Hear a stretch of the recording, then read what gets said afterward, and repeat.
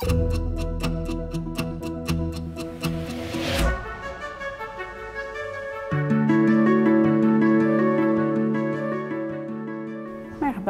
jiena jisimni Kristel u jiena kuratur ġewwa l-Muża. Illum ħankellimkom fuq dan l-album li huwa l-qalbi ħafna għaliex jien għandi passjoni kbira għax-xogħlijiet fuq il-karta, kemm disinji, kemm affarijiet stampati u kemm il-kotba.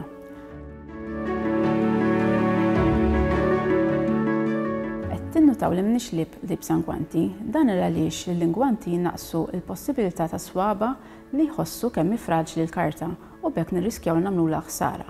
U importanti li naħslu jdejna u wara nkunu nistgħu nmissu l-artifatt magħmum il-karta. Dan l-album għalija huwa misterjuż ħafna u ma nafux min għamlu, imma fuq ġewwa għandu t-timbru ta' Alfonso Maria Gallia, il-filantropu, senatur u awtur Malti li jgħix lejn l-aħħar tas-seklu 19 u l-bidu tas-seklu 20. Dan l-album huwa ritratt fil-passat għax jurina kif kienu jgħixu l-Maltin lejn l-aħħar tas-seklu 19.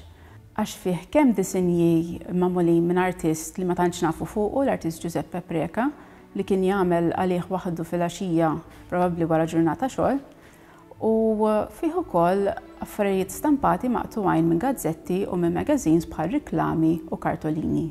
Dan l-album fih madwar 200 paġna u sar lejn l-aħħar tas-seklu 19, bidu tas-seklu 20 u jaqa' taħt il-passatemp popolari taż-żmien ta' scrapbooking fejn in-nies kienu jqassu stampi li jogħġbuhom u jiġbruhom f'album. L-album huwa maqsum fit-tnejn, għandu l-ewwel nofs fih ħafna disinji tal-artist Giuseppe Preca li kien attiv ħafna fil-seklu 19 imma ma tantx nafu fuqu, jeżistu forsi xi żewġ disinji fuq tiegħu u l-bqija x-xogħlijiet tiegħu li nafu bihom huma f'dan l-album. It-tieni nofs tal-album fih ħafna affarijiet effimeri li normalment kienu jintużaw darba u mbagħad jintremew. Imma min għamel din il-kollezzjoni kien jikkollezzjonhom u żammhom ippreservhom f'dan l-album. Eżempju fih wrappers ta' ċikkolata u ta' sigaretti, fih riklami ta' vermut, ta' fwieħa, ta' affarijiet ta' mediċinali, huma affarijiet li juruna kif kienu jgħixu il-Maltin f'dan iż-żmien huma affarijiet ta' day to day ngħidu l-maħna kif kienu jgħixu kuljum. Permezz dan l-album nassiguraw li l-passat tagħna jibqa' preservat għall-futur. Fih affarijiet li pereżempju il-disinji tal-artist Preca mhumiex disinji magħmulin biex jintrewerew għal ħadd ieħor, huma disinji li kien jagħmel waħdu f'nofs tal-lejl fil-fatt hemm miktub li qed jagħmilhom f'11 ta' bil-lejl f'nofs il-lejl waqt li kienet jonos pereżempju. U dawn huma affarijiet li mhumiex normalment li jiġu preservati għall-futur.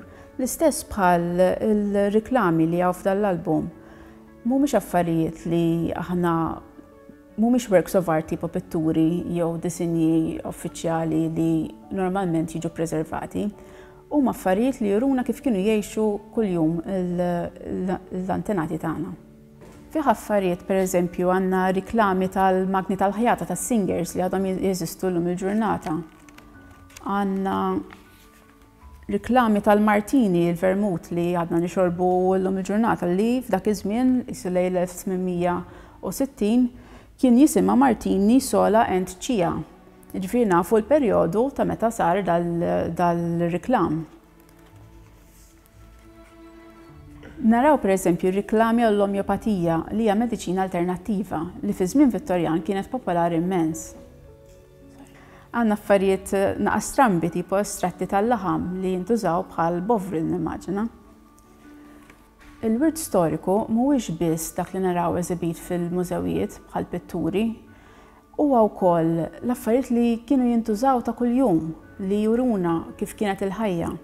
L-affarijiet li nużaw illum, l-affarijiet li narmu illum ħajkunu l-wirt storiku tal-futur.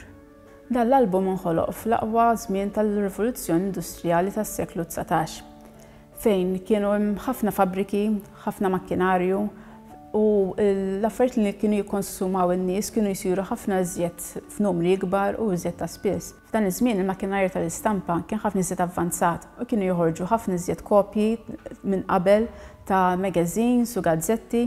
Allura n-nies kienu bombardjati bil-pubbliċità, bil-riklami bħalma aħna llum il-ġurnata. Qalb id-disinji ta' Giuseppe Preca insibu xeni fejn nistgħu naraw il-kostumi u tradizzjonijiet Maltin kif ukoll l-Ingliżi li kienu jgħixu Malta dak iż-żmien. Għandek veduti li juruna l-partijiet mill-belt. Xeni reliġjużi bħal Nawfraġġju ta' San Pawl. Għandek karikatura interessanti ħafna li turi il-mewt qed iddoqq il-vjolin ma' koppja li qed tisfen li qed turi li l-żmien jgħaddi għal kulħadd avolja tieħu gost xi darba jasal żmienek ukoll. Għandna xeni li juruk kif kienu jilbsu n-nisa dak iż-żmien, kif kienu jagħmlu xagħrhom it-tipi tal-bies. Pereżempju, uħud mit-tradizzjonijiet Maltin li hawn huma missier u t-tifel qed jagħmlu l-ħelwa tradizzjonali. Kif ukoll hawn xeni tal-kukkanja. Ma nafux min għamlu dal-album, seta kien Alfonso Maria Gallia li hemm it-timbru tiegħu fuq quddiem. Seta kien xi ħadd li ġie qablu u akkwistaħ kif inhu. L-affarijiet effimeri l-istampati li hemm fuq wara jagħtu indikazzjoni li setat kienet mara għax pereżempju hemm ritratti ta' tfal jew ritratti ta' fjuri. Dan juri li għandna ħafna affarijiet li għad baqalhom bżonn ta' riċerka. Affarijiet fir-Reserve Collection li avolja mhumiex eżibiti fil-mużew, in-nies jistgħu xorta jiġu jarawhom. Nistidnukom anke biex tatuna aktar informazzjoni fuq l-artist Giuseppe Preka jew Alfonso Maria Gallia biex niskopru iżjed kif dan l-album ġie magħmul.